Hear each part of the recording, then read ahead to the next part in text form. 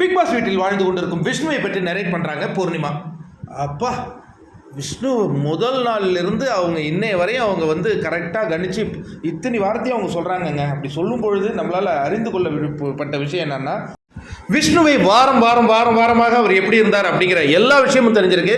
பூர்ணிமாவுடைய குற்றச்சாட்டு என்னன்னா, என்னை பயன்படுத்தி கொண்டு என்னை ஒரு டிஷ்யூ பேப்பர் மாதிரி தூக்கி போட்டார்.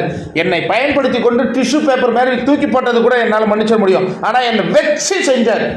அந்த வச்சு செய்கிறதெல்லாம் வார்த்தை சொல்லக்கூடாதுங்க அப்படின்னு மாயா சொல்லும்போது, சரி என்னை அட்டாக் பண்ணார். அந்த வழி ரணம் என்னை விட்டு இன்னும் போகவே இல்லை. அது சரிங்க, டிக்கெட் டு ஃபினாலே வர வரை என்னை யூஸ் பண்ணீங்களே, வாங்கிட்டீங்களே, அதுக்கு பிறகு கூட மூஞ்சி கொடுத்து பேச மாட்டீங்களா?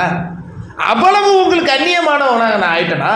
அப்படி இப்படின்னு அவங்க பேச விஷ்ணு கிட்டத்தட்ட இது வந்து 1 மணி நேரம் அவங்க பேசினாங்கங்க. அவங்க வச்ச குற்றச்சாட்டுலாம் உங்களுக்கு தெரியும். அதாவது 2 முறை கேப்டனாக இருக்கும்போது தங்கிட்ட அவ்வளோ ஸ்வீட்டாக இருந்து தனக்கு தேவையானதெல்லாம் வாங்கிக்கிட்டாரு. என்ன பெரிய பிக் பாஸ் வீட்டில் போடுங்கிறாரு ஒரு முறை, என்ன சின்ன பிக் பாஸ் வீட்டில் போடுங்கிறாரு, நான் இங்கே பண்ணுவேங்கிறாரு, எனக்கு 4 முட்டை கொடுங்கிறாரு எக்ஸ்ட்ரா, எல்லாத்தையும் செஞ்சேன். ஸ்டார் கேட்டார் கொடுத்தேன். அதுக்கப்புறம் கேப்டன்சிக்கு கத்த சொன்னார், தொண்டை வலிக்காக கத்துனேன், எல்லாத்தையும் செஞ்சேன் விஷ்ணுவுக்கு. நடுவில் திடீர்னு மாறினாருங்க. அந்த விஷ்ணு எனக்கு ரொம்ப பிடிச்சது. ஒரு கட்டத்தில் இந்த பையன் ஒரு சுயநலவாதியும் நினைச்ச விக்ரம், இந்த விஷ்ணு கூட மாறி எனக்கு நல்ல பையன் மாதிரி தெரிஞ்சிச்சு. ஆனால் அதுக்கப்புறம் ஒரு ஃபேமிலி ரவுண்டு வந்தது, டோட்டலாக சேஞ்ச்.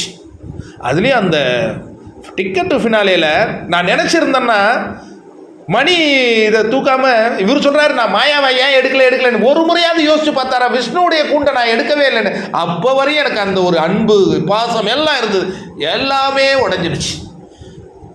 நீங்கள் எங்கே இருந்தாலும் நல்லா இருங்க விஷ்ணு, ஆனால் நீங்கள் ஒரு சுயநலவாதி, என்னை பயன்படுத்திக்கிட்டீங்க. பயன்படுத்தினதோடு மட்டும் இல்லாமல் என்னை அட்டாக் பண்ணீங்க, வச்சு செஞ்சீங்க, எல்லாத்தையும் மன்னிச்சிடுறேன், இதுதான் உங்கள் கேரக்டர் அப்படிங்கும் பொழுது மணி, தினேஷை தவிர்த்து மற்றவங்க எல்லாமே அக்ரி கொடுக்குறாங்க.